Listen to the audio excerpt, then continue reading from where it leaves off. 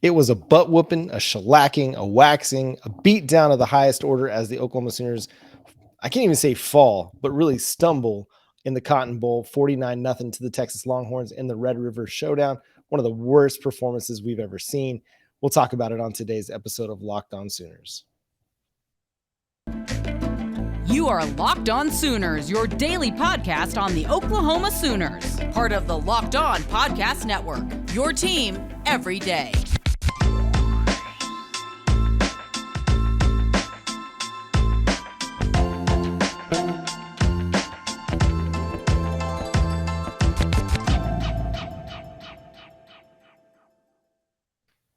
What's up, Sooner Nation? Welcome to Locked On Sooners, and thank you for making Locked On Sooners your first listen every single day. We're free and available wherever you get your podcasts. My name is John Williams. You can follow me on Twitter at John9Williams. You can follow Josh on Twitter at JoshOnRef. You can also hear him Monday through Friday from 9 to noon on 94.7 The Ref in Norman.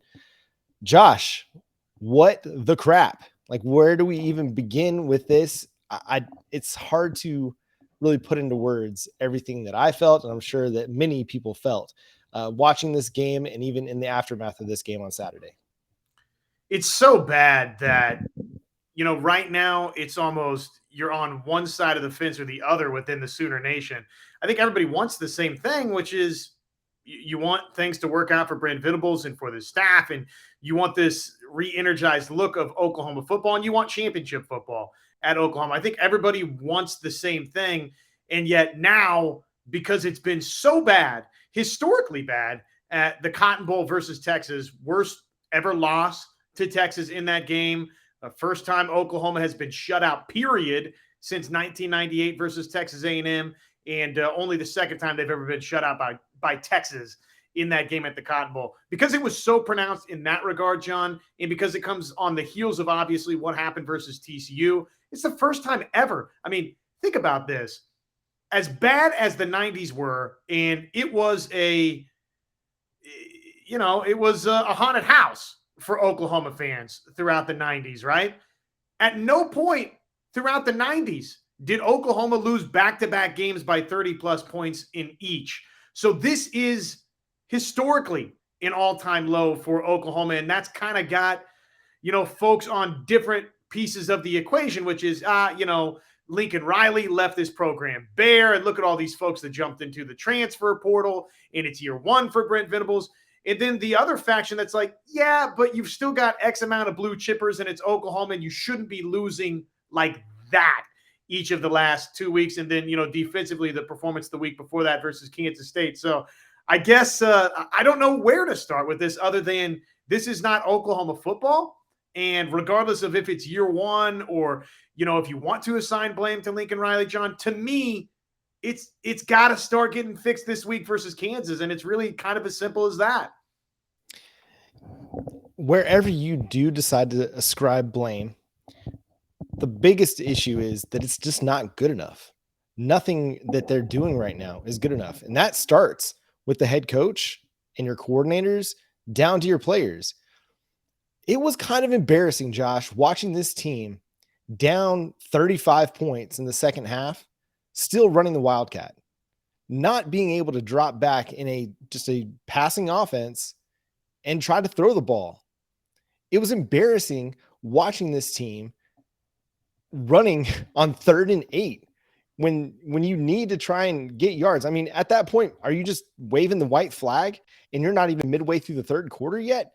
I mean, it was a travesty. And I get that maybe they don't trust the quarterback to throw the football. Maybe they've seen enough of what he's capable of in spring, fall camp and the first, 6 weeks of the season that they just don't feel comfortable letting him throw it.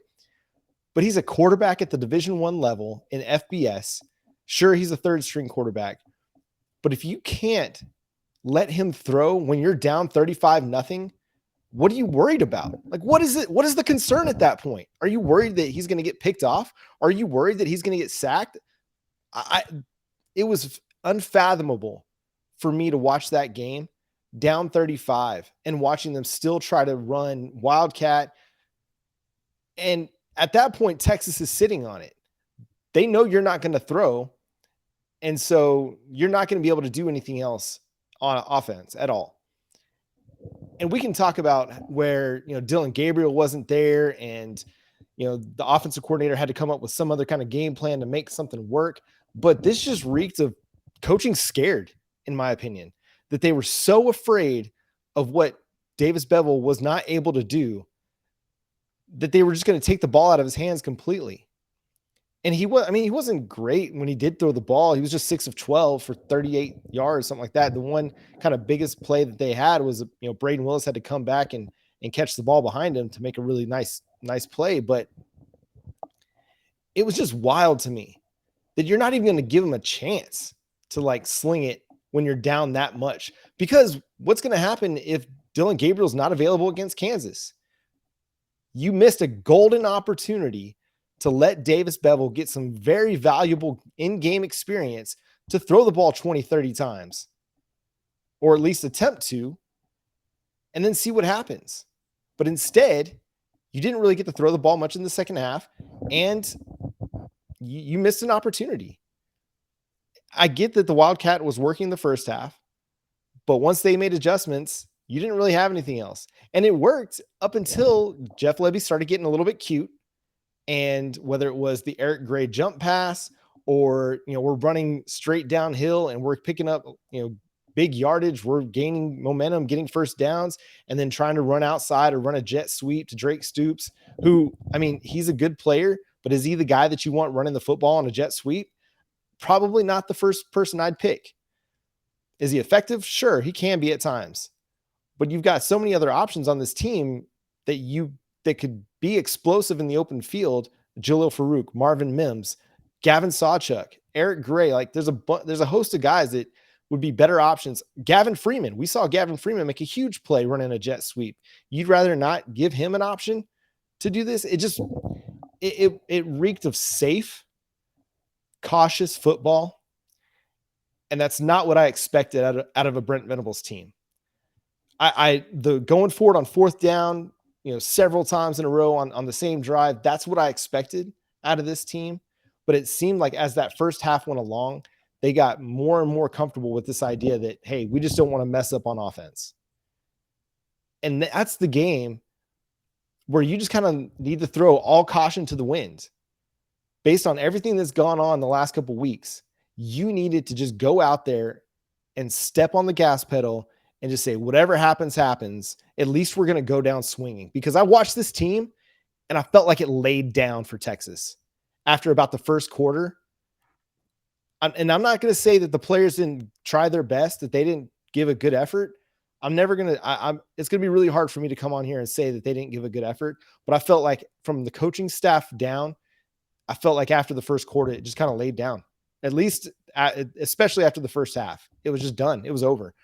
I don't know anybody that came out of halftime thinking, yeah, Oklahoma's got a chance to come back and win this game. Well, and I wanted to open up off the top just kind of the historical nature of the bad that we've seen the last couple of weeks, because that's going to be something that's driving the conversation really up until Oklahoma wins another game, right? Or flips this season around a little bit. But the game itself, right? The Cotton Bowl, a lot of the things you're talking about here, man, I don't want to make Davis Bevel this big punching bag because, look, he's already getting it from all corners of Sooner Nation and really even nationally that he's not cut out for this situation. And, frankly, we talked about this last week.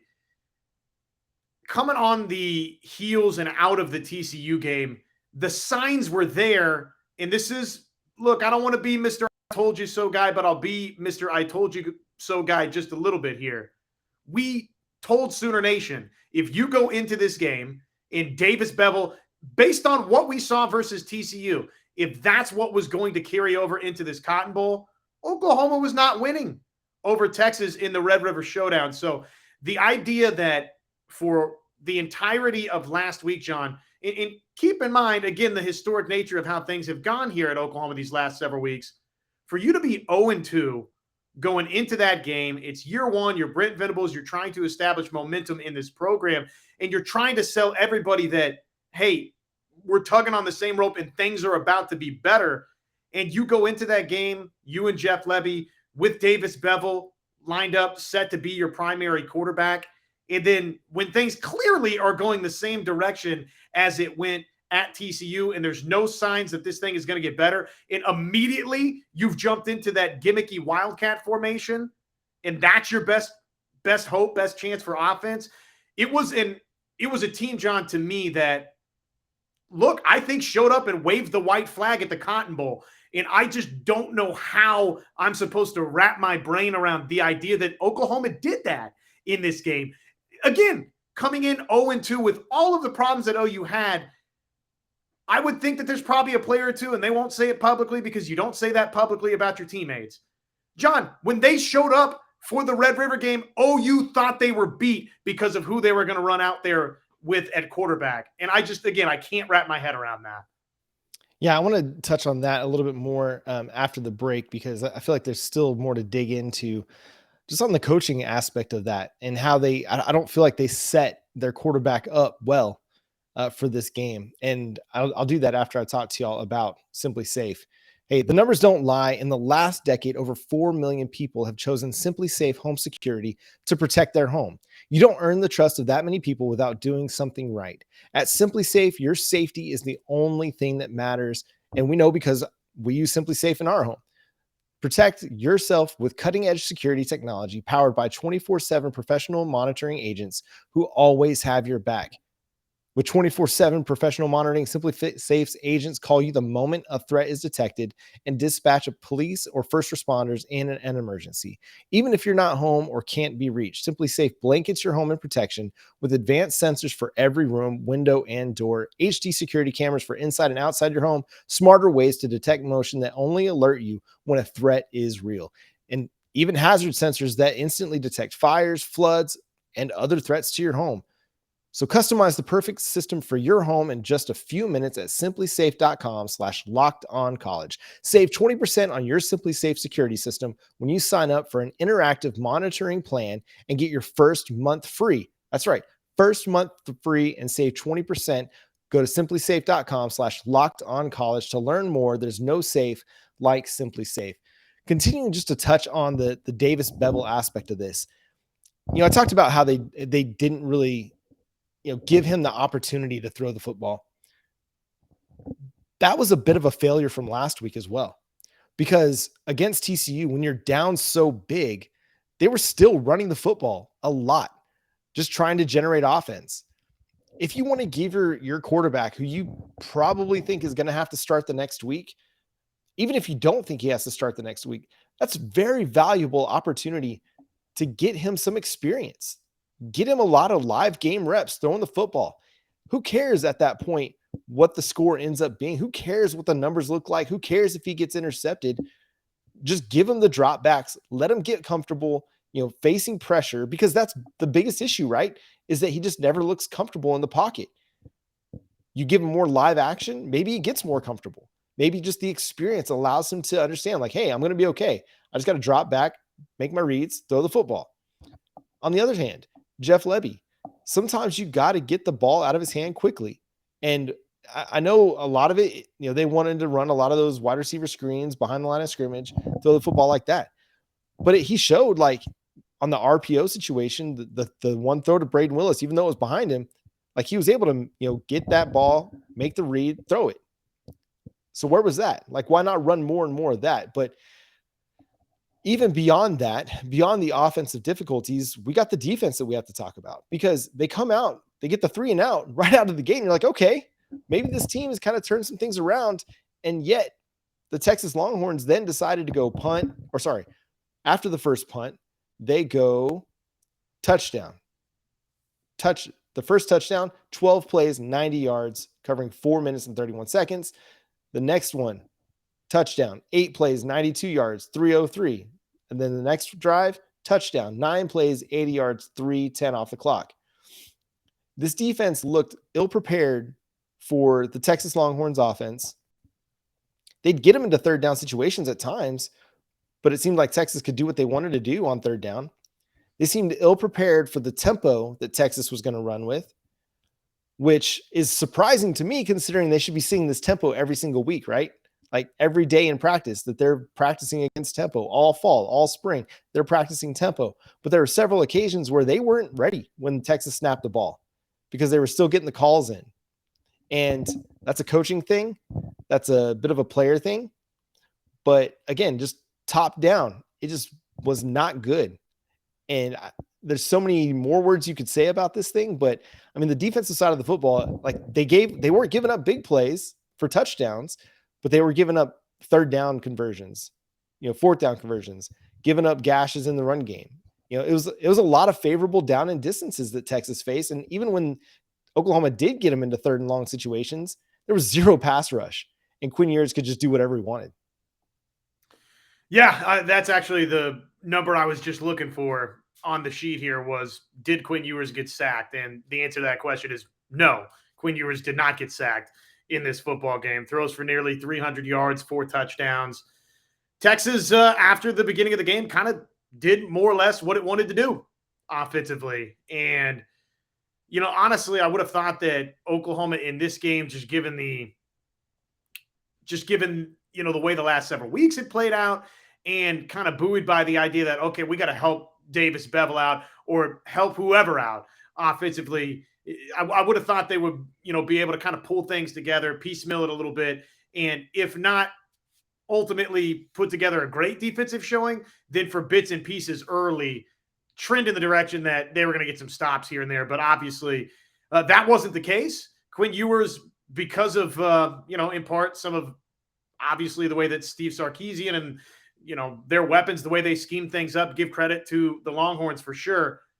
Oklahoma made Quinn Ewers look like the next really good quarterback for Texas in this rivalry game, which it's been a while since we've been able to kind of come out of a Red River game and feel that way. I know at times Sam Ehlinger was that guy, but I don't know that Sam Ehlinger at any point in a Red River game made me feel quite the way that Quinn Ewers for Texas did on Saturday. I mean, he looks like the next really good Texas quarterback, and that's frustrating, right, for Oklahoma coming out of this game that defensively just didn't do a whole lot of things well. I mean, 36 first downs in the game for Texas, John.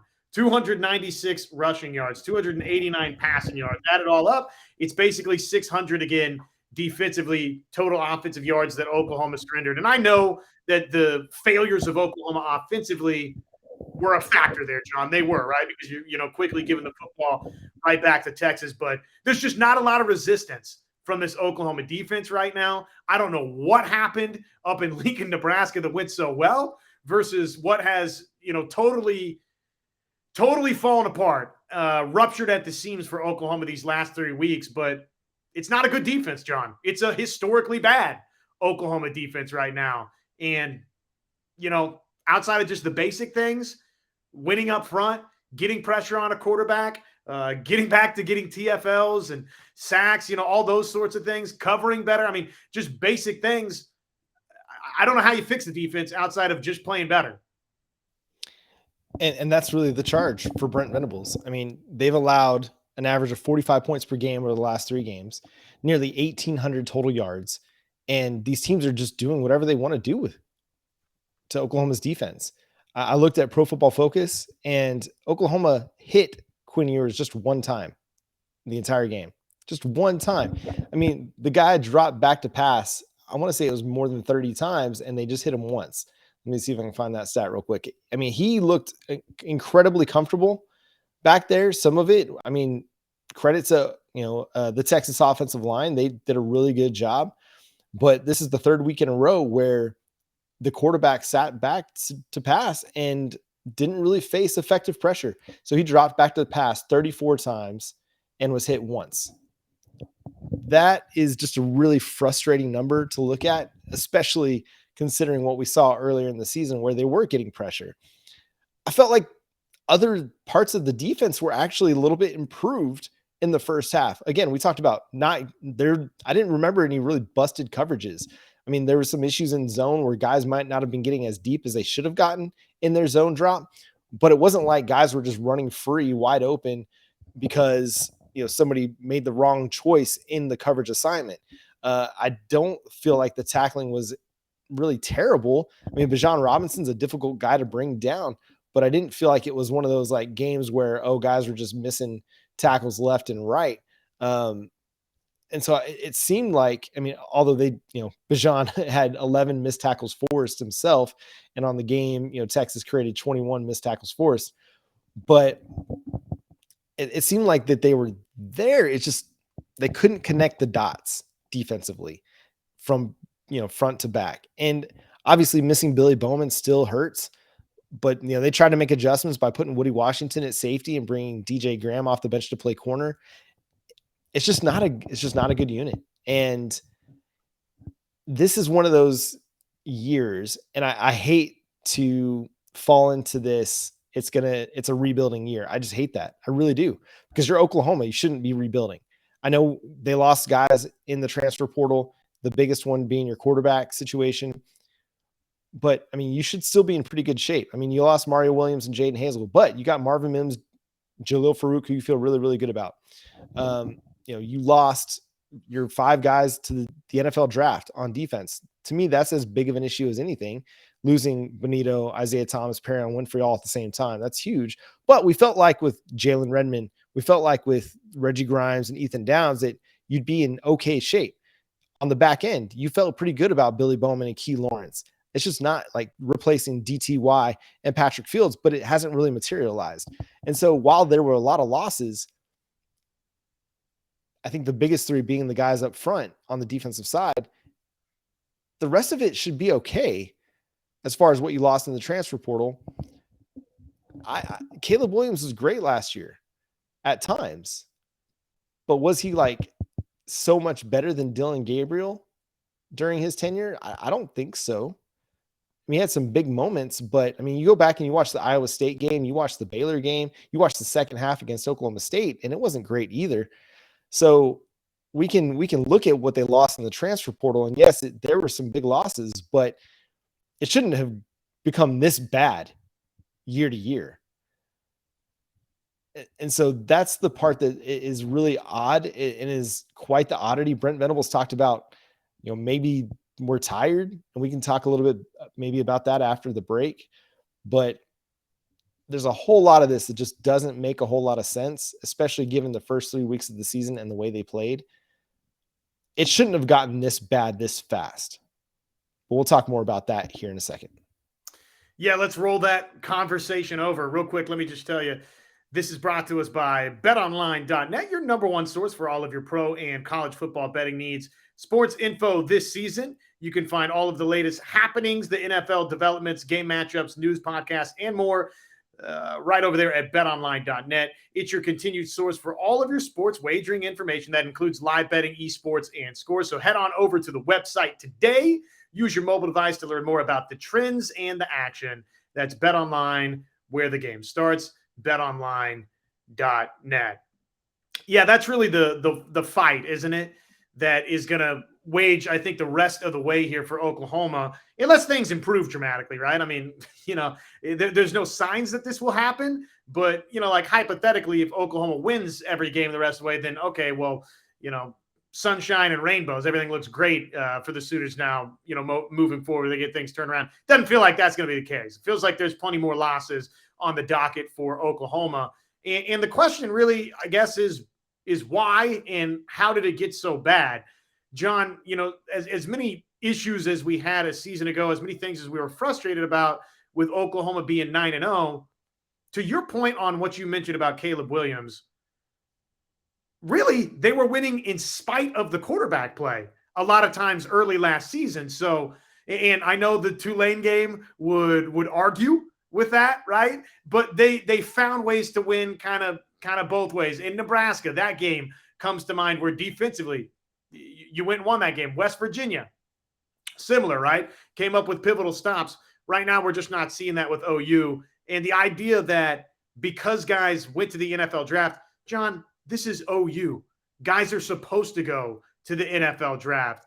That's and, right. I mean, the idea that, this program was just left tattered and broken by Lincoln Riley, it didn't wind up being as tattered and broken as we thought. You got a quarterback in Dylan Gabriel who obviously didn't play against Texas this past week, but you went and got pieces very quickly to replenish some of these needs. And the hope was that what you already had on campus was good enough that there wasn't going to be a big drop off. Again, it's OU. Guys are supposed to graduate, go to the National Football League, and you're expected to, again, replenish and replace. So this idea, this narrative that it's year one and any of this is passable or acceptable, I'm sorry, I'm not down with that. You're not going to get that from me.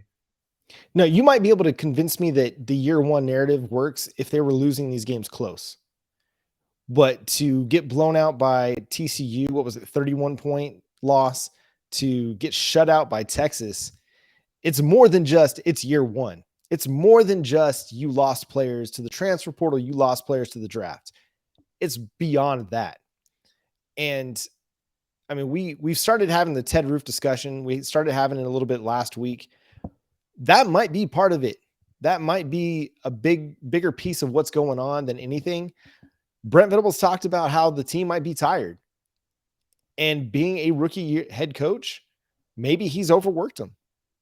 Only he knows that. Only the players know that. They only know what's going on campus. We can't really say. But for him to mention that in his post-game press conference after the game, that might be a very real part of it. You know, the Schmitty built thing is a real thing. Maybe they peaked too soon in this season. You know, maybe the Nebraska game, they just peaked from an energy level and they didn't do enough to have much of a rotation. I mean, we've gone over the snap counts. Like a lot of those starting, especially your starting linebackers, your safeties have played a ton early in this season. Again, that shouldn't be an excuse, but perhaps they are just not allowing the depth to develop because they don't have much of a rotation. And so the guys are just getting worn out. Maybe that's part of it, but you know, Brent Venables talks about having to look at everything. And you really do. You really have to do some soul searching, look at the entirety of your program to see what in the world is going on and what's not working, because I've heard it from many Oklahoma fans over the last 24 hours at church, went out last night, from them, whether you're in your 20s, whether you're in your 60s, people are just flabbergasted at what this team is and the performances that they've put on over the last 3 weeks of the season. How could you not be? Again, I mean, like we led off the show with, it's as bad as it's ever been. It's as bad as it's ever been. Now, the positive thing, and I think it's worth mentioning, I think Oklahoma's poised to play dramatically better, offensively at least, versus Kansas. Getting Dylan Gabriel back, and keep in mind when he went out against TCU, yeah, I mean, there were some problems and some inaccuracies and all of that. You know, the offense wasn't necessarily off to a great start versus TCU, but John, they weren't off to the trains completely off the tracks performance that we saw the remainder of the way versus TCU, and obviously the entirety of the way versus Texas. So that is one thing that I think Dylan Gabriel is back this week for Oklahoma, and that's going to be a big time game changer. I would just say to the comments you made that Brent Venables shared, right? The comments you made about what Brent Venables shared about, is this team tired? To me, I don't think this team is tired. I don't think that's the case. I don't think they've been overworked by Schmitty. What it does tell me, however, and I think this is more illuminating, and I think this is more problematic and concerning for Oklahoma. You got a head coach now that has lost 3 games, John, has gotten blitzkrieged in the last 2, and he is uncertain about everything right now. And that comment made it abundantly clear. Am I doing this right? Am I doing this wrong? And I'm all about self-reflection. And I think at times head coaches, I'll be the first to tell you, head coaches, assistant coaches, players are not honest enough with us, right? They don't do enough self-reflection at times. This has me kind of the opposite way on that. And maybe that's unfair, but I kind of sense that there's some skepticism there from Brent Venables about his own performance. I like that he's owning up to it. I appreciate that. But I'd be lying if I told you that doesn't have me a little bit concerned hearing that. This is the part where I was talking about last week, where sometimes being a little too honest in front of the media might hurt you. I mean, we love it. It helps us to, you know, have more to talk about and to write more about. But some of those things you got to just kind of hold on to. Like to be up there and just say, I don't know. That's not really great, and I feel like we've kind of been there for the last couple of weeks. He constantly, he talks about the buy-in. He talks about the commitment. He talks about the work that they're putting in. If that's all true, why is it not translating to the field? Where is the disconnect from the practice field and the film room to the football field? Because there's definitely something that's not hitting home. Is there not enough? Yeah, I really, again, I'm at a loss for words here. I don't really know what's going on there. It's a rookie head coach that's really kind of having a hard time finding his footing right now. All that can change. Things can get better. This is a team that's still trying to kind of develop an identity. And the analogy that I come to is this. Before you have a harvest, you got to prepare a field.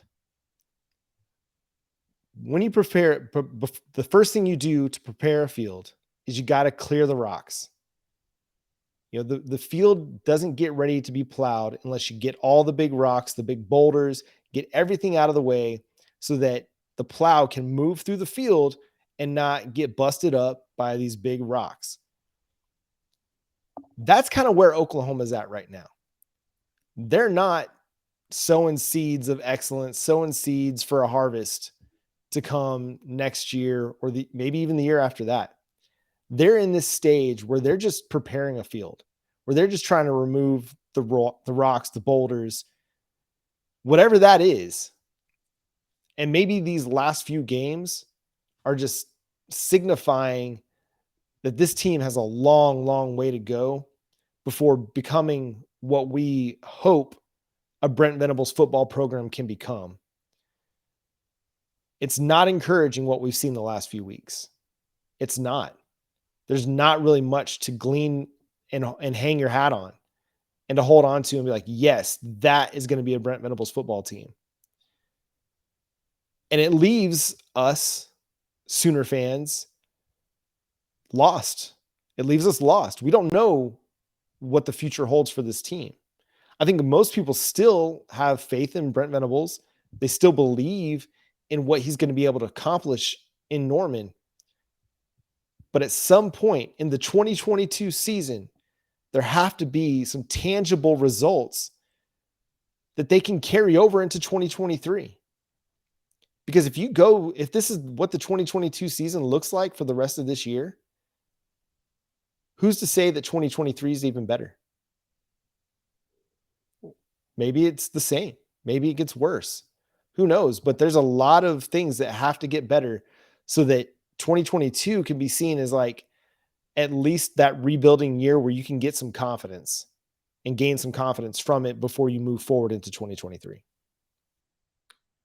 Absolutely. Preach. I guess my concern with the analogy there would be I'm a little bit concerned at times right now that Oklahoma is actually the one tossing the boulders down ahead of the harvest instead of clearing them out. But we'll see. Time will tell on that front for Oklahoma. To your point, man, you're exactly right. You're preaching. You're telling the truth. Oklahoma, and there's still time for this, right? And it starts this week versus an upstart Kansas program. You got to start having results. Got to start having results. Got to start producing. That way 2022 is not just an outright disaster. And really, that's kind of what this season has turned into now, right? Is I don't want to say survive until 2023, but it's show that there's progress and survive until 2023. I mean, that just kind of feels like where we're at. Yeah, and I want to have a discussion on tomorrow's show about the quarterback situation and why not having Dylan Gabriel is not an excuse for this team after what I saw with Kansas and what I saw with Texas Tech, because both of those teams rolled out quarterbacks that weren't their starter a week ago and still had really strong performances. But we'll talk about that on tomorrow's show because I got thoughts on that. But that's going to do it for today's episode of Locked On Sooners. Thanks so much for tuning in and subscribing to the show wherever you get your podcast. Again, we're free and available on all platforms, including YouTube. Go subscribe to the show over there.